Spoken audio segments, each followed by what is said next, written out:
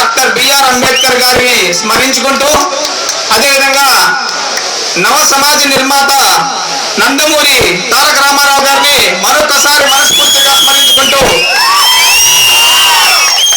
ఈ అవకాశం ఇచ్చినటువంటి ప్రతి ఒక్కరికి, మన ప్రియతమ నేత ఏలూరు సాంబశివరావు గారికి ధన్యవాదాలు తెలియజేసుకుంటూ, ఈరోజు యువ శంకారావం అనేటువంటి ఒక మహత్తర కార్యక్రమాన్ని తీసుకొని యువతకి ఉద్యోగ అవకాశాలు కానివ్వండి, భవిష్యత్తు గురించి అవగాహన కల్పించేటువంటి, రాజకీయాల గురించి అవగాహన కల్పించేటువంటి ఒక అభ్యున్నతమైనటువంటి కార్యక్రమం ఈ రోజు మన ముందుకు తీసుకొచ్చినటువంటి ఏలూరు సాంబశివరావు గారికి మనందరం ధన్యవాదాలు తెలియజేసుకోవాల్సినటువంటి అవసరం ఉంది. మీ అందరికీ ఒక ప్రశ్న అడుగుతున్నారు. ఇందాక మన మిత్రులు మాట్లాడుతూ ఇంకా సాంబశివరావు గారు ఎమ్మెల్యేగా గెలవలేదు అని మాట్లాడారు. దాన్ని నేను ఒప్పుకోవట్లేదు. మన ఎమ్మెల్యే ఎవరు? మన ఎమ్మెల్యే ఎవరు? అది ఏ ఎమ్మెల్యే కూడా కంటి ఆపరేషన్ చేయించినటువంటి దాఖలాలు మన పర్చూరు నియోజకవర్గంలో లేవు. ఏ ఎమ్మెల్యే కూడా యువత ఉద్యోగ అవకాశాల గురించి ఆలోచించినటువంటి దాఖలాలు లేవు. అలాంటి సమయంలో యువత ఉద్యోగాల గురించి, వృద్ధుల కంటి ఆపరేషన్ల గురించి మన ఇంట్లో అన్న తమ్ముళ్లాగా, మన ఇంట్లో బిడ్డలాగా, మన జీవితాల గురించి, మన కుటుంబాన్ని గురించి ఆలోచించి తన వంతుగా తను చేయవలసిన దానికంటే ఎక్కువే చేస్తూ ఏ ఎమ్మెల్యే కూడా చేయలేనటువంటి కార్యక్రమాలను ఈరోజు మన ముందుకు తీసుకొచ్చి మన ఎమ్మెల్యేగా ఇప్పుడే పేరు సంపాదించుకున్నటువంటి సాంబశివరావు గారికి నిజంగా మనం కృతజ్ఞత తెలియజేసుకోవాల్సినటువంటి అవసరం ఉంది. ఇకపోతే ఈనాడు చదువుకున్నటువంటి యువతకున్నటువంటి సమస్యల గురించి మాట్లాడాల్సి వస్తే కొల్లలు ఉన్నాయి. చదువుకోవాలన్న ఒక సమస్య ఉంది. చదువు అయిపోయిన తర్వాత ఉద్యోగం మరొక సమస్యగా ఉంది. ఉద్యోగం లేదు అంటే జీవితం లేనట్లే అనేటువంటి భావనకి ఈరోజు యువత వచ్చేటువంటి పరిస్థితి ఉంది. పోనీ ఉద్యోగం వచ్చేటువంటి ఆశ ఏమన్నా ఉందా అంటే అది కనబడట్లేదండి ఈ ప్రభుత్వంలో. దానికి మనం ఏం చేయాలి? మన వంతు బాధ్యతగా మంచితనం చేసేటువంటి శక్తి ప్రతి ఒక్కరికి లేకపోవచ్చు, కానీ మంచి పనికి సహకరించేటువంటి శక్తి ప్రతి ఒక్కరిలో ఉంటుంది. కాబట్టి ఇలాంటి మంచి కార్యక్రమాలకి మన వంతు చేయూతనందించి ఏలూరు సాంబశివరావు గారు చేపట్టినటువంటి ప్రతి ఒక్క కార్యక్రమాన్ని విజయవంతం చేసి ఆయన గెలుపుకి రహదారిగా ప్రతి ఒక్క మనిషి పనిచేయాల్సినటువంటి అవసరం ఉంది. ఎందుకంటే ఈ రోజు ఏలూరు సాంబశివరావు గారి గెలుపు, తెలుగుదేశం పార్టీ గెలుపు మన యువత భవిష్యత్తు అని చెప్పి నేను ఈరోజు ఘంటాపదంగా చెప్పగలను. అదేవిధంగా ఈరోజు బీటెక్, ఎంసీఏనో ఇంకోటో చేసి ప్రొఫెషనల్ కోర్సెస్ చేసి ఉద్యోగ అవకాశాలు లేక ఎంతో యువశక్తి నిర్వీర్యమవుతున్నటువంటి పరిస్థితి ఈరోజు మనం హైదరాబాద్, అమీర్పేట హాస్టల్స్ లో చూస్తున్నాం. ఇక్కడ ఉన్నటువంటి ప్రతి ఒక్క తండ్రికి ఉద్యోగం కావాల్సినటువంటి, ఉద్యోగం కోసం ఎదుగుతున్నటువంటి ఒక యువకుడు హైదరాబాద్ లో హాస్టల్ రూములు ఎదురు చూస్తున్నటువంటి కొడుకులు ఉన్నారు. ప్రతి ఒక్కరికి ఉద్యోగ అవకాశం కల్పించాల్సినటువంటి బాధ్యత ప్రభుత్వానికి ఉంది. కానీ ఈరోజు అలాంటి బాధ్యతను నిర్వర్తించకపోగా హాస్టల్స్ లో ఇంతకు ముందు 2,000 రూపాయలు ఇస్తే నెల మొత్తం హాయిగా అక్కడ ఉండేవాళ్ళం. ప్రతి ఒక్కరూ ఉద్యోగ అవకాశాల కోసం వెతుక్కోవచ్చు. కానీ పెరిగిన ధరల వల్ల ఆ భారం నిరుద్యోగుల మీద కూడా పడుతుంది. హాస్టల్స్ లో ఇప్పుడు నెలకు 5,000 రూపాయల నుంచి 6,000 రూపాయల వరకు కడితే కానీ హాస్టల్స్ లో ఉండేటువంటి పరిస్థితి లేదు. ఇక్కడ ఇంతకు ముందు 2,000 రూపాయలు అంటే కూలో నాలో చేసుకుని తల్లిదండ్రులు మనకు పంపిస్తూ ఉండేవారు. ఒక నెల లేట్ అయినా 2 నెలలు లేట్ అయినా ఇబ్బందిగా ఉండేది కాదు. కానీ ఈరోజు 5,000 నుంచి 6,000 రూపాయల వరకు ఒక కొడుకుకి నెలకు పంపించాలి అంటే ఇక్కడ ఉన్నటువంటి తల్లిదండ్రుల పరిస్థితి ఏమిటి? డ్యాముల్లో నీళ్లున్నా వ్యవసాయానికి పనికి రాకుండా సరైనటువంటి పద్ధతిలో వీళ్ళు నీటి పారుదల నిర్వహించకుండా పంటలన్నీ ఎండిపోయేటువంటి పరిస్థితి. ఇలాంటి పరిస్థితుల్లో తల్లిదండ్రులు ఏ విధంగా 5-6 వేల రూపాయలు నెలకి వాళ్ళ కొడుకుకు పంపించేటువంటి కొడుకు కూతురికి పంపించాల్సిన అవసరం ఉంది. కానీ పంపించలేని పరిస్థితి. కాబట్టి ప్రతి ఒక్క రంగంలో కూడా ప్రభుత్వం ఈరోజు నిర్వీర్యమై యువశక్తిని నిర్వీర్యం చేస్తూ ఆంధ్రప్రదేశ్ కి, భారతదేశానికి, ప్రతి ఒక్క దేశానికి వెన్నుముక లాంటి యువతరాన్ని నడ్డి విరిచేటువంటి పరిస్థితుల్లో ఈరోజు యువత బాధపడుతూ ఉంది. కాబట్టి ఇలాంటి బృహత్తమైనటువంటి కార్యక్రమాలను మనకి చేయూతనిస్తూ ముందుకు నడిపిస్తున్నటువంటి ఏలూరు సాంబశివరావు గారి గెలుపు ఈ ఈరోజు మన అవసరం. అదేవిధంగా చంద్రబాబు నాయుడు గారి గురించి చెప్పాలంటే మీ అందరికీ తెలిసిన విషయమే. కృషివలుడు 24 గంటలు కష్టించి పనిచేసేటువంటి తత్వం కలిగినటువంటి మహోన్నత నేత, ప్రతి క్షణం ఆంధ్రప్రదేశ్ అభివృద్ధి కోసం పరితపించేటువంటి నాయకుడు ఎవరైనా ఇంకా రాజకీయాల్లో ఉన్నారు అంటే అది ఒక్క చంద్రబాబు నాయుడు గారు తప్ప మరొకరు కాదు అని నేను చెప్పగలను ఈ రోజున.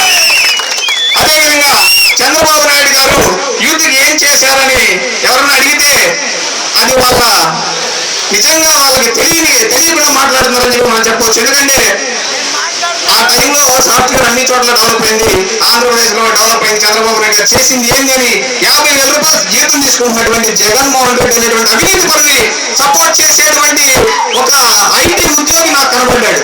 వాటికి నేను ఒకటే చెప్పాను, చంద్రబాబు నాయుడు గారు ఇంట్లో కూర్చొని నిద్రపోతే సాఫ్ట్వేర్ అభివృద్ధి చెందలేదు. చంద్రబాబు నాయుడు ఫైళ్లు పట్టుకొని అమెరికా వీధుల్లో పరిగెత్తితే సాఫ్ట్వేర్ ఇక్కడ పరుగులు తీసిందని నేను చెప్పాను. చంద్రబాబు నాయుడు గారు సాఫ్ట్వేర్ రంగాన్ని అభివృద్ధి ఏ విధంగా చేశారని చెప్తున్నప్పుడు మాకు 2 నిమిషాల్లో చెప్పారు. ఏమనంటే బిల్ గేట్స్ గారు ఇండియా వస్తారని తెలుసుకొని ఆయన అపాయింట్మెంట్ అడిగారు చంద్రబాబు నాయుడు గారు. 20 నిమిషాల పాటు ఆయనకు అపాయింట్మెంట్ ఇచ్చారు. 20 నిమిషాల పాటు సరే అని చెప్పి కూర్చున్నారంతా. సాఫ్ట్వేర్ లో మొత్తం మన ఆంధ్రప్రదేశ్ లో సాఫ్ట్వేర్ రంగానికి ఏ విధంగా అభివృద్ధి ఏ విధంగా తోడ్పాటుని ఇస్తామేమని చెప్పేటువంటి కార్యక్రమం అది. 20 నిమిషాల పాటు ఇచ్చినటువంటి వారు 1:50 నిమిషాల పాటు వరకు నోరు తెచ్చుకొని అదే విధంగా చంద్రబాబు నాయుడు గారి మాటలు విని అదే తడవుగా ఆంధ్రప్రదేశ్ లో సాఫ్ట్వేర్ కంపెనీలు నెలకొల్పి మనందరికీ ఉద్యోగావకాశాలు కల్పించేటువంటి అవకాశాన్ని ఇచ్చారు. అదేవిధంగా ఆ మీటింగ్ తో రాలేదండి, సాఫ్ట్వేర్ కంపెనీలు ఆ ఒక్క మీటింగ్ తో రాలేదు ఇక్కడికి. సరే ఇక్కడ పరిస్థితులు బాగున్నాయండి, మీరు మాకు మంచి అవకాశాలు కల్పిస్తే సాఫ్ట్వేర్ రంగాన్ని అభివృద్ధి చేస్తాం మేము, మీరు ఒకసారి అమెరికా రండి, నాతో పాటు ఇంకా కంపెనీలు చాలా ఉన్నాయి అమెరికాలో, వాళ్ళని కూడా పిలవండి, అందరూ ఇక్కడికి వచ్చి స్థాపిస్తామని బిల్ గేట్స్ గారు చెప్తే చంద్రబాబు నాయుడు గారు ఫైల్ పట్టుకుని అమెరికా వెళ్ళారు. వెళ్తే అక్కడ మామూలుగా ట్రాఫిక్ జామ్ ఉంటుందండి.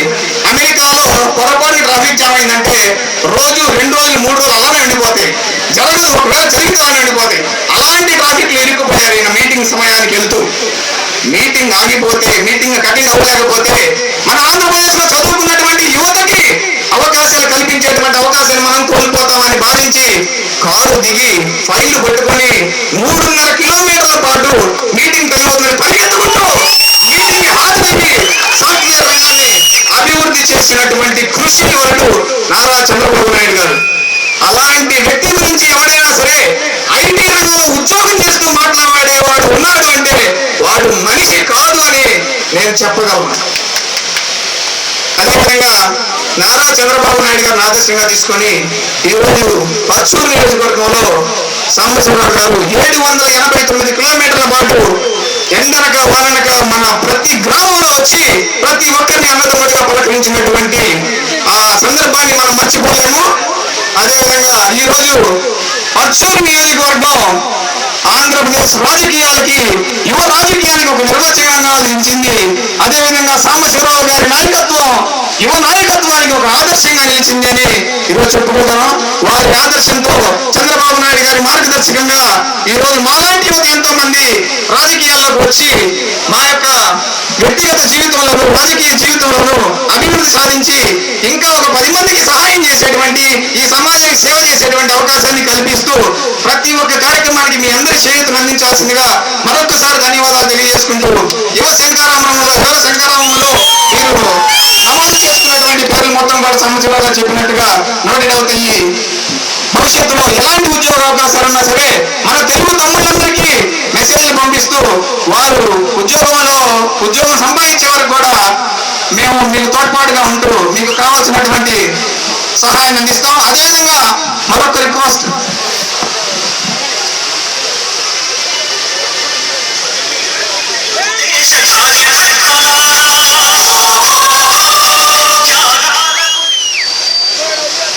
ఇంకొల్లు మండలం నుంచి ఎవరైనా మాట్లాడాలనుకుంటే స్టేజ్ దగ్గరికి రండి. ఇంకొల్లు మండలం నుంచి ఈలోపు మన గెస్ట్ వస్తారు. సరదాగా ఇది వేరే రకమైన ఇదేం కాదు, మనందరికీ చంద్రబాబు నాయుడు గారిని చూడలేకపోతున్నాం కాబట్టి అలాంటి వ్యక్తిని మనం ఇక్కడ చూడబోతున్నాం.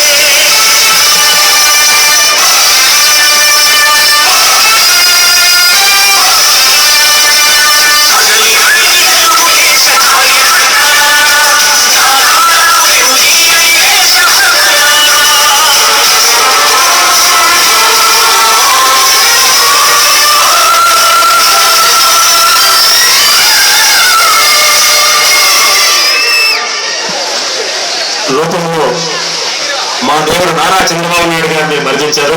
థ్యాంక్ యూ సో మచ్ సోదరా, థ్యాంక్ యూ సో మచ్. యువతగా మేము మీరు ఆయన రూపంలో అందించారు. ఆయనకున్న కార్యదక్షత, క్రమశిక్షణ, కష్టపడే తత్వం, 10 మందికి సేవ చేయాలనే నైజం, ఇవన్నీ మేము కూడా అలవర్చుకోవాలి.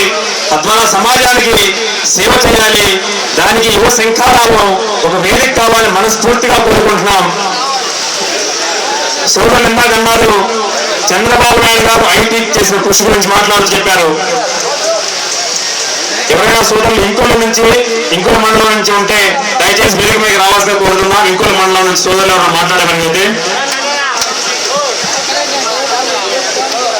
ఇంకొల్లు, చినగంజాం,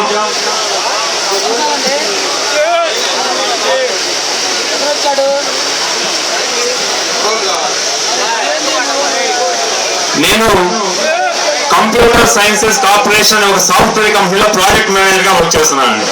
ఒక యథార్థం మీకు చెప్తున్నాను.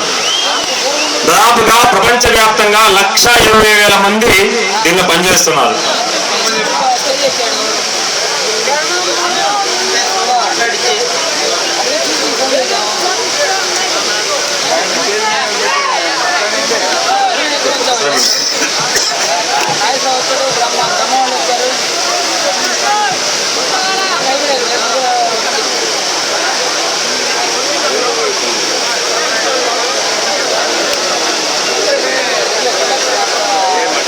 ఆ కంపెనీ హైదరాబాద్కి వచ్చింది. ఒక పెద్ద సమావేశంలో CEO గారితో ఒక మద్రాసుకు సంబంధించిన సీనియర్ ప్రాజెక్ట్ మేనేజర్ మాట్లాడాడు. ఢిల్లీలో ఉన్న ఈ కంపెనీ ఈ దక్షిణ భారతదేశం వస్తున్నప్పుడు